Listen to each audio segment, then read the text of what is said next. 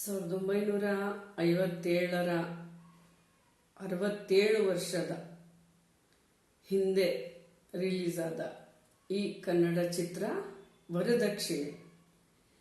ಈ ಚಿತ್ರದಲ್ಲಿ ಅಷ್ಟು ಹಿಂದೆಯೇ ಇಂದಿನ ಆಗುಹೋಗುಗಳ ಬಗ್ಗೆ ಏನೆಲ್ಲ ಬದಲಾವಣೆ ಆಗುತ್ತೆ ಅನ್ನೋ ಒಂದು ರಚನೆಕಾರರು ಅಷ್ಟು ಯಥಾವತ್ತಾಗಿ ತಿಳಿಸಿದ್ದಾರೆ. ವರದಕ್ಷಿಣೆ 1957ರ ಚಿತ್ರ. ನಿರ್ದೇಶಕರು ಡಿ ಶಂಕರ್ ಸಿಂಗ್ ಹಾಗೂ ನಿರ್ಮಾಣ ಚಂದ್ರಮೋಹನ್ ಅವ್ರದ್ದು. ರಚನೆ ಎಚ್.ಎಲ್. ನಾರಾಯಣ ರಾವ್ ಹಾಗೂ ಸಂಗೀತ ಪಿ ಶಾಮಣ್ಣ ಅವ್ರದ್ದು. ಈ ಸಾಹಿತ್ಯವನ್ನು ಸ್ವಲ್ಪ ಗಮನವಿಟ್ಟು ಕೇಳಿ. ಹಾಡಿರೋರು ನನಗೆ ತಿಳಿದ ಮಟ್ಟಿಗೆ ನರಸಿಂಹರಾಜು ಅಂತ ಹೇಳ್ಕೊಡ್ತೀನಿ. ಅವರೇ ಪ್ರಧಾನವಾಗಿ ಈ ಹಾಡಿನಲ್ಲಿ ನಟನೆ ಕೂಡ ಮಾಡಿದ್ದಾರೆ. ನಿಮಗಾಗಿ ಈ ಗೀತೆ. ನವಯುಗದಲ್ಲಿ ಈ ನವಯುವತಿಯರ ನವರಂಗಿ ಆಟಗಳು ಹೆಚ್ಚಾಯ್ತು, ನವನವೀನ ಪದ್ಧತಿ ಅತಿಯಾಯ್ತು, ಸವಿನೋಟದ ಜಾಲಕ್ಕೆ ಸೆರೆ ಸಿಕ್ಕಿದ ಯುವಕರ ಬಾಳದು ಗೋಳಾಯ್ತು. ನವಯುಗದಲ್ಲಿ ಈ ನವಯುವತಿಯರ ನವರಂಗಿ ಆಟಗಳು ಹೆಚ್ಚಾಯ್ತು, ನವನವೀನ ಪದ್ಧತಿ ಅತಿಯಾಯ್ತು, ಸವಿನೋಟದ ಜಾಲಕ್ಕೆ ಸೆರೆ ಸಿಕ್ಕಿದ ಯುವಕರ ಬಾಳದು ಗೋಳಾಯ್ತು. ಮಂಗಳಕರವಾದ ಅರಿಶಿನ ಕುಂಕುಮ ಕಂಕಣ ಕಾಡಿಗೆ ಮರೆಯಾಯ್ತು, ಸುಮಂಗಲಿಯರಿಗಿದು ಬೇಡಾಯ್ತು, ಅಂಗನೆಯಾರ ತುಟಿ ಕೆನ್ನೆ ಉಗುರಿಗೆ ರಂಗು ರಂಗುಗಳ ಬಳಿದಾಯ್ತು. ಮಂಗಳಕರವಾದ ಅರಿಶಿನ ಕುಂಕುಮ ಕಂಕಣ ಕಾಡಿಗೆ ಮರೆಯಾಯ್ತು, ಸುಮಂಗಲಿಯರಿಗಿದು ಬೇಡಾಯ್ತು, ಅಂಗನೆಯರ ತುಟಿ ಕೆನ್ನೆ ಉಗುರಿಗೆ ರಂಗು ರಂಗುಗಳ ಬಳಿದಾಯ್ತು.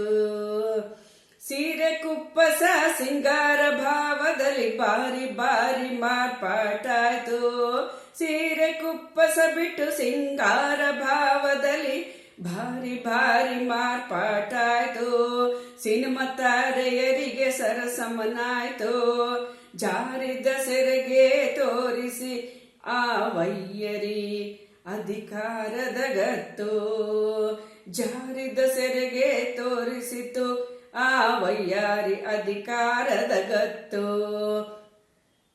ಆಟ ಪಾಠದಲ್ಲಿ ಕೂಟ ಮೇಳದಲ್ಲಿ ಸಾಟಿ ಇಲ್ಲ ಗಂಡು ಎನ್ನುವಳು, ಆಟ ಪಾಠದಲ್ಲಿ ಕೂಟ ಮೇಳದಲ್ಲಿ ಸಾಟಿ ಇಲ್ಲ ಗಂಡು ಎನ್ನುವಳು, ಪೈಪೋಟಿ ತೋರುತ್ತಾ ನಿಂದಿಹಳು, ಪೈಪೋಟಿ ತೋರುತ್ತಾ ನಿಂದಿಹಳು, ಸೌಟನಿತ್ತು ಗಂಡನ ಕೈಲಿತ ಮೋಟಾರ್ ಏರುತ್ತ ತಿರುಗುವಳು, ಸೌಟನಿತ್ತು ಗಂಡನ ಕೈಲಿತ ಮೋಟಾರ್ ಏರುತ್ತ ತಿರುಗುವಳು. ಉದ್ಯೋಗವು ಹೆಣ್ಣಿನ ಪಾಲಾಯ್ತು, ಇದ್ದ ಘನತೆ ಗಂಡಿಗೆ ಹೋಯ್ತು, ಉದ್ಯೋಗವು ಹೆಣ್ಣಿನ ಪಾಲಾಯ್ತು, ಇದ್ದ ಘನತೆ ಗಂಡಿಗೆ ಹೋಯ್ತು. ಇದು ಗಂಡ್ಮಕ್ಳ ಅವ್ರ ಅಭಿಪ್ರಾಯ ಅಷ್ಟೇ.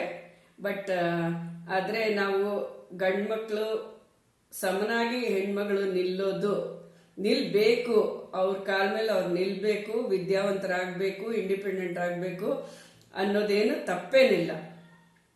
ಉದ್ಯೋಗವು ಹೆಣ್ಣಿನ ಪಾಲಾಯ್ತು, ಇದ್ದ ಘನತೆ ಗಂಡಿಗೆ ಹೋಯ್ತು, ಇದ ಪೇಳಲು ನಾಚಿಗೆ ಗೇಡಾಯ್ತು, ವಿದ್ಯೆಯ ಕಲಿತಿ ಹೆಣ್ಣನು ಆಳುವ ಬುದ್ಧಿಯ ಎನಗೆ ತೋಚದೆ ಹೋಯ್ತು, ವಿದ್ಯೆಯ ಕಲಿತಿ ಹೆಣ್ಣನು ಆಳುವ ಬುದ್ಧಿಯ ಎನಗೆ ತೋಚದೆ ಹೋಯ್ತು.